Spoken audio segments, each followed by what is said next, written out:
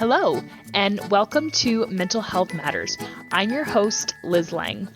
Each week on this podcast, we will break down various aspects of mental health. We are so excited you're here and hope you enjoy this week's episode.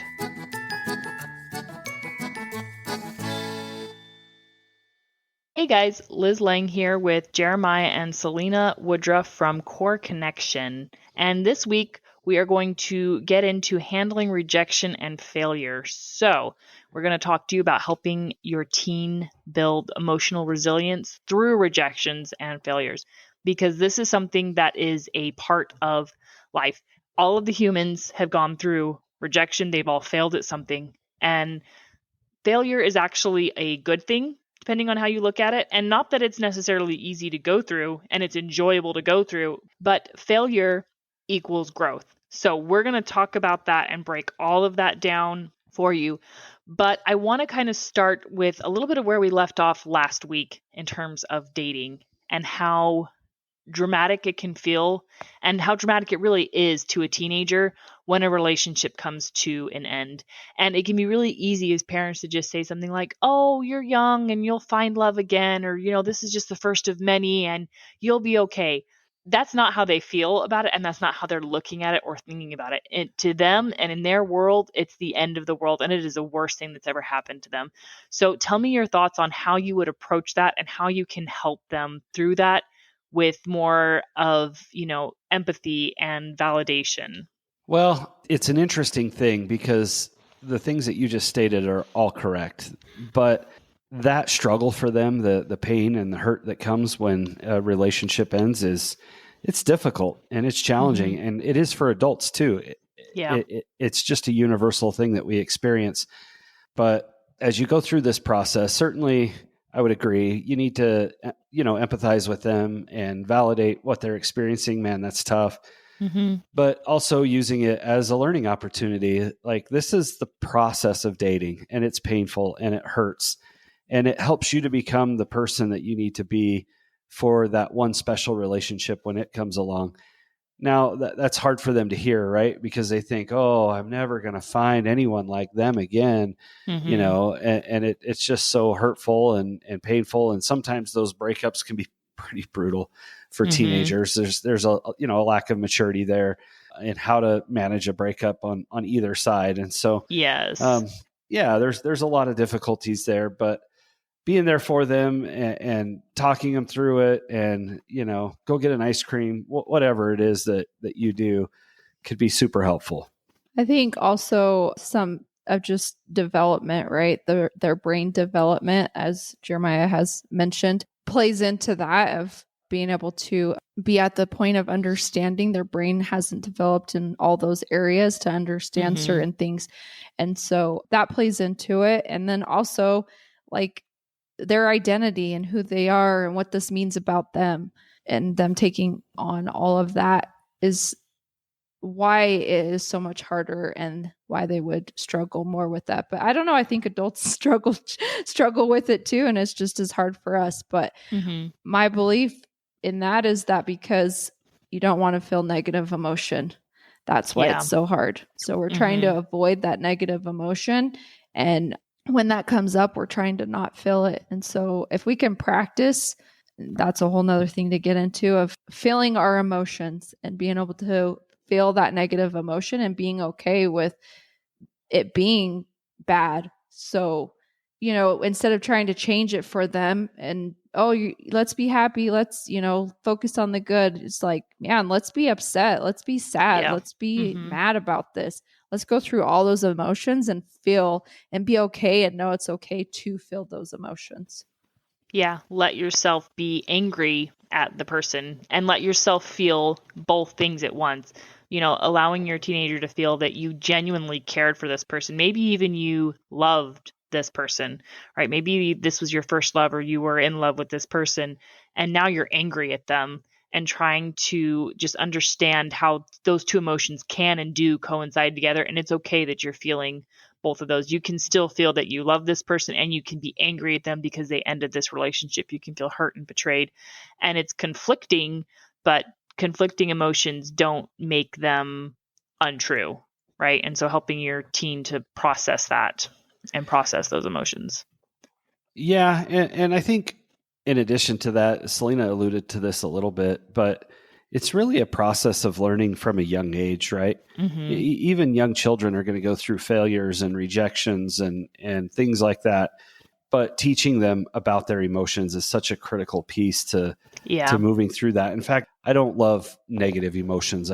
They're just uncomfortable. They're something we don't care for. And I know we've talked about this before. We want to get rid of them. We want to remove them. But that's not how emotions work. We have to have emotions. They all play a role. Every emotion plays a role in our lives, and they're important. And so teaching our kids about their emotions and helping them to accept those and work through them. Like Selena said, be angry. It's okay to be angry. It's okay to be hurt and sad and frustrated, whatever it is through this process.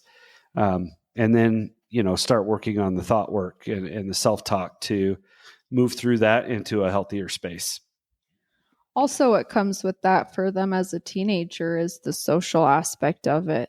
Is it your friend circle, somebody in your friend circle that you were dating and now you're not, and that's awkward? And how do we deal with that? And am I going to lose all my friends? Are they going to choose them or me? So there's all of that. And that's legitimate stuff to figure out and worry about and navigate through. So allowing them to express those frustrations and feelings and uncertainties and validating that is hard. And that is something that would be challenging to work through. But working through that is going to help you to learn and grow and learn those skills that are necessary for you. Yeah. And also recognizing that school is like, it's their whole world and they can't get away from it. Like they have no escape from school. Like they have to go to school. And so their friend circle, like, that's everything to them. And that's very normal. We've talked about this time and time again, that it's so normal for kids to become so involved with their friends and for their friends to sometimes become more important than family. And not that you just let family time go by the wayside, but it's just normal for friends and friend groups to become really important to teens, and recognizing that and understanding that with it. Then when there is some sort of end to any relationship, and maybe it is just a friendship, or it could be, like a boyfriend, girlfriend type relationship, a dating relationship, that's everything to them. And it's tough, and it can be really tough to re-navigate social circles in those instances.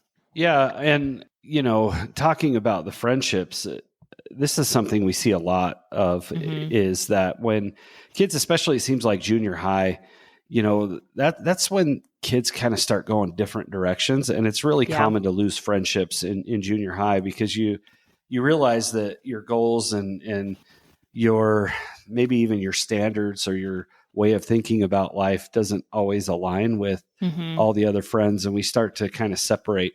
In elementary school, it seems like you're just friends with everybody. But in junior high, we start to develop, the popular crowd and this crowd and that crowd. And we start to see this division and we lose some friends there. And even that is going to be tough. And it's the same principle of managing those emotions and working through that. So if we look back at last week's podcast that we recorded and we looked at dating, I think that's one of the important pieces that we need to work on as parents is when they do start dating is really looking at and teaching them, like, here's, the potential outcomes. The reality is the likelihood of, you starting to date this person in high school or even junior high, like you're not likely going to be together 10 years from now, even 5 years or 2 years from now. Right. Like it just doesn't happen very often. So what kind of behaviors are we creating? Are we doing things that potentially could come back to bite us? Helping them understand, like, hey, when this guy or this girl in your social circle that you started dating, you guys, this whole big group of friends, now it's going to get real awkward. So you got to consider that as you move into this dating realm or whatever. So just helping them kind of see the potential outcomes that are more than likely to happen becomes important. Yeah, absolutely. So I also want to touch on warning signs to look for, or when it can be time to seek professional help in your kids. And we're going to get more into this next week. But I think that particularly when a relationship comes to an end, and the reason why I bring this up is because I went through a pretty difficult breakup. It was my first serious relationship when I was about 16. And when it ended, I was devastated and I did not handle it well. And I started losing weight. It was hard for me to eat and a lot of things changed. And there were some warning signs where I can look back and I'm like, I probably should have had some additional help there. And so those are things I want to bring up. And you're more likely to experience that like kind of in the later teenage years. But just warning signs is if your kid is starting to sleep a lot, or if they start not sleeping, if they stop eating, or if they start losing weight, or they start gaining weight, like, and I'm like excessively, right? I'm not talking about like a couple of pounds one way or the other. I'm talking about like 5 to 10 pounds pretty quickly.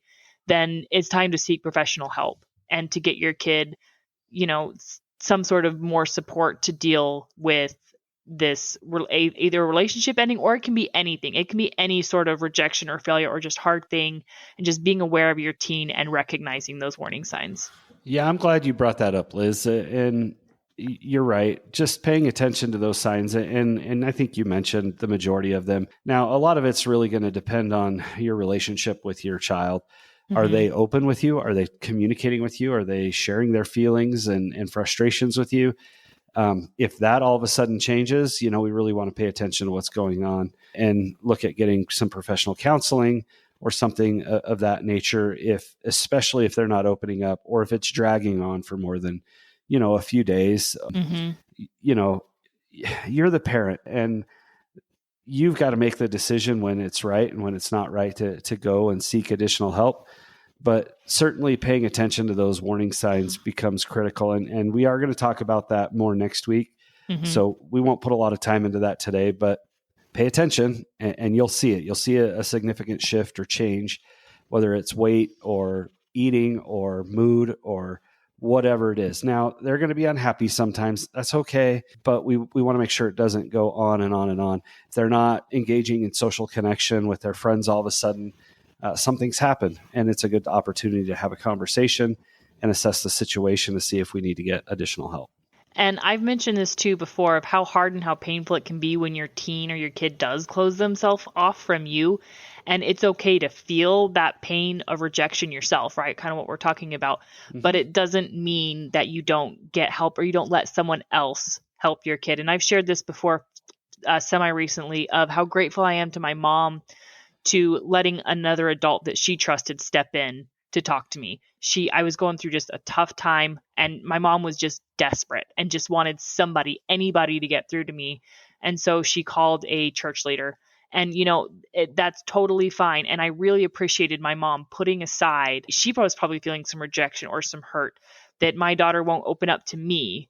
And so, and it's okay to have your feelings about that, and it's okay to feel that, but you've got to sometimes you have to just put your kid first, or you have to put their well-being above your, I guess, happiness as a mom or being that person for your kid, right?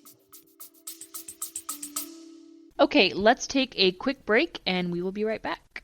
Did you know that giving back can reduce stress, increase happiness, and improve overall health? Hi, friends. I'm Melissa Turley-Smith, the host of the Savvy Giving Gal podcast, where we uncover how small acts of kindness can create big impacts, not just in the world, but especially for your health and well-being. Join me every other Monday as I chat with inspiring community changemakers, entrepreneurs, philanthropists, and innovators who share their powerful stories and insights on how giving back transforms lives. Each episode will energize you with practical tips to find purpose, embrace true wellness, and make a meaningful difference in your community. Tune in wherever you listen to your favorite podcasts.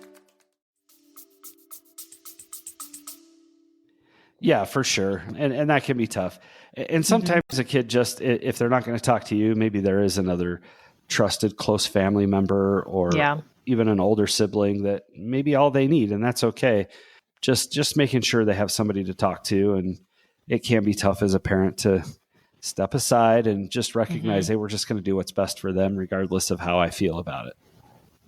Yeah, absolutely. Okay, so let's switch gears to failure.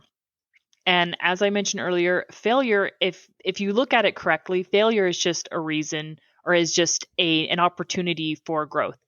And I'm sure if you have kids, you watch them experience failure when they were learning to walk. They fell down a lot. And then in academics, they've obviously gone through failure where they got the wrong answer in school, or they didn't do something, or they're trying to learn a new skill and they're not getting it right.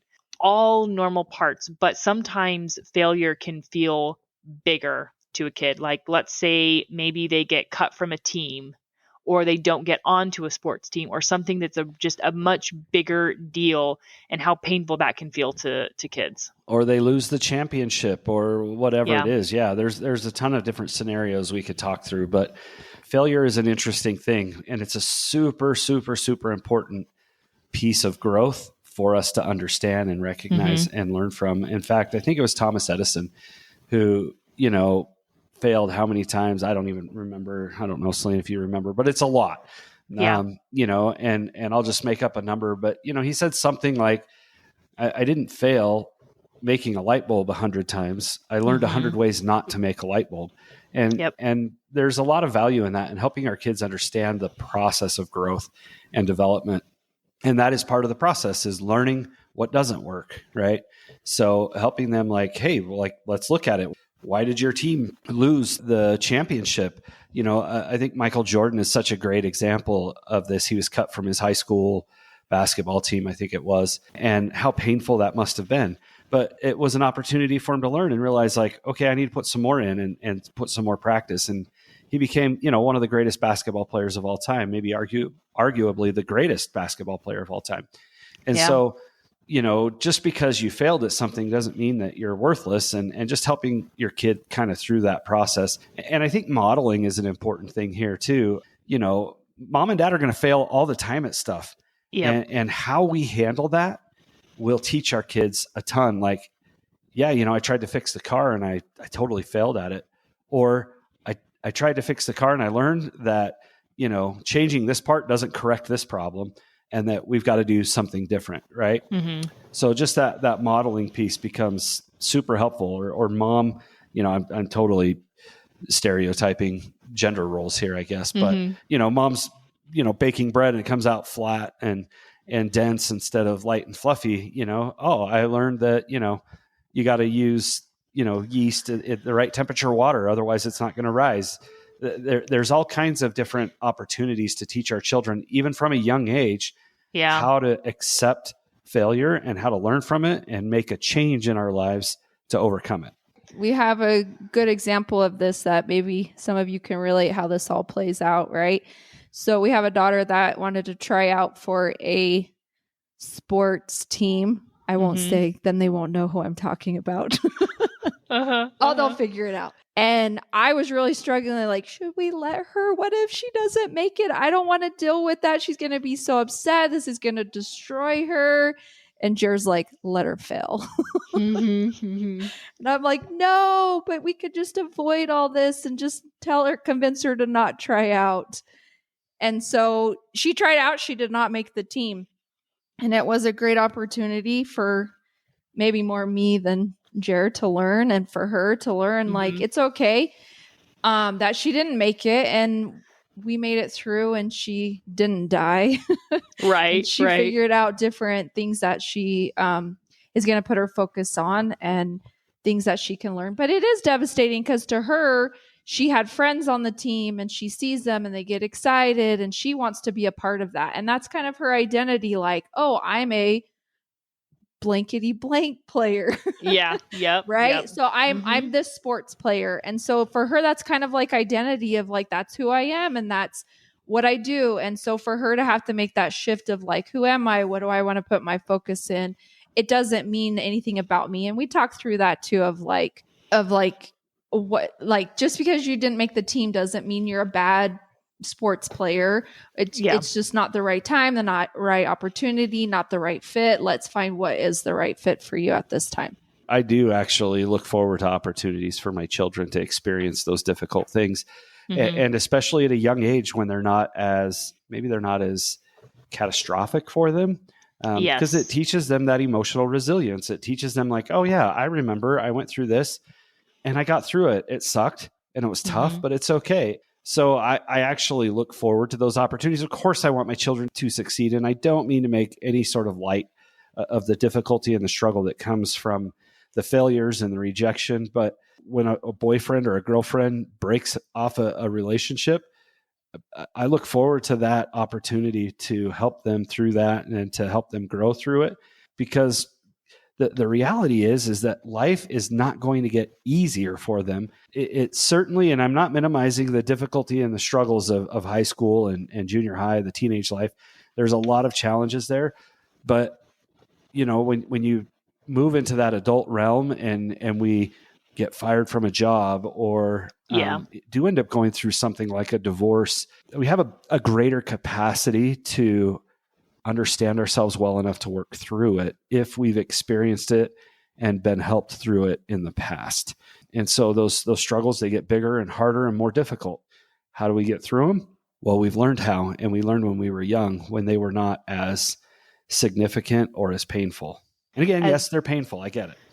Yes, and as parents, our instinct is to protect. And that's, Selena, what you experienced with your kiddo. You're like, no, let's not let her do it because I want to protect her, which is a normal and great instinct, to be honest. But if you just protect your kids from everything, then, they're not going to experience anything. And then, as Jeremiah pointed out, it's going to be a lot harder when they're out in the real world and when the consequences are bigger. And again, and like you said, it's not that we're minimizing, because to them, it is a big deal. Like not making the team or getting cut from a team or losing that championship game, that's a big deal to them. And we should let them feel their emotions, but eventually they're going to become an adult and realize, losing that championship game, that wasn't nearly as bad as getting fired from my job. Right. And so it helps them to have that perspective.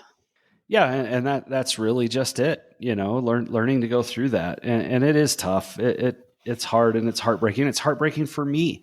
I hate watching my kids be in pain, and we do work so hard as parents to try and protect our children from difficult things, and it's actually not good. They should experience difficult, hard, painful things, and when we can change our mindset a little bit to accept that, they're pretty resilient. They'll get through it. I promise. If we go through the processes that we're talking about, if we help them get the professional help when we need it, those kinds of things. So here's a good situation that I did. Let's hear it. Okay, so kind of along those same lines of just practicing and being okay with failure. Same daughter playing a different sport. She's a little bit older and started playing softball for the first time. So, girls have been playing for a long time. So she's a little intimidated by it, but she wanted to try it. Well, they wanted her to do pitching. And she was trying it. And I thought she was doing good, but she was really getting in her head about it. And she was like, I'm not doing it anymore. Well, why not? Well, because look, I'm throwing the ball wrong, or I'm doing this one wrong, or whatever. So she was really focusing on all the wrong pitches she had been doing. And I told her, okay, you have to go out there and tell yourself, I have to throw 100 bad balls before I can do a good pitch. And she was like, ugh. But you can't. I'm like, you've never done this before. How can you go out there expecting you're going to just throw all of your pitches? You've never done this before. So you don't get to give up until you throw 100 bad pitches and you get one good pitch. That's the mindset we're going to have. And I just think you can put that in any perspective of these different failures and opportunities. Like I can get really good at failing. Because that's how you learn. So our oldest, she wanted to do soccer and we let her do it. And so she committed to like an entire season. Turns out she hated it and she begged to stop. And I'm like, nope, you made a commitment to your team and you said you were going to do this. And so we're going to finish out the season and then you can never do it again if you want to. That's totally fine. And it was a fight and she hated it. And, and it's okay that she didn't like it and it's fine that she tried something and didn't like it. But I think that's just kind of another way where we can help teach our kids that resilience of keep going, even when things are hard, is that's how we can help them develop that growth mindset. And then it's not to say that, it's wrong if you decide to let your kid drop off. And honestly, Would the team have been fine if she had quit? Probably. In fact, there was probably a lot of the team that probably would have appreciated if she had quit because she didn't get played as much as the other players. And I didn't really blame her coach because you could tell she wasn't trying. But, again, I was trying to teach her a lesson of follow through, and you don't quit just because it's hard, and you don't just give up on things when it gets tough. So there's all sorts of ways that we can teach our kids to be resilient and to have more of a growth mindset. Well, I love that. And I love that you held her to that commitment that she made. And it is a good opportunity for her to grow and to learn and have that experience and know what she likes and doesn't like.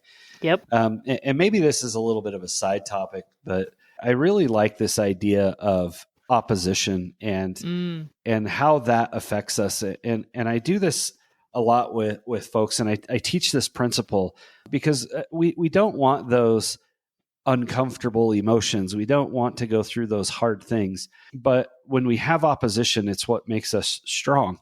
And I like to use trees as kind of a metaphor for understanding this. When we look at trees, if we plant a tree and we just plant it, in the earth, we just water it every single day. We don't water it deep.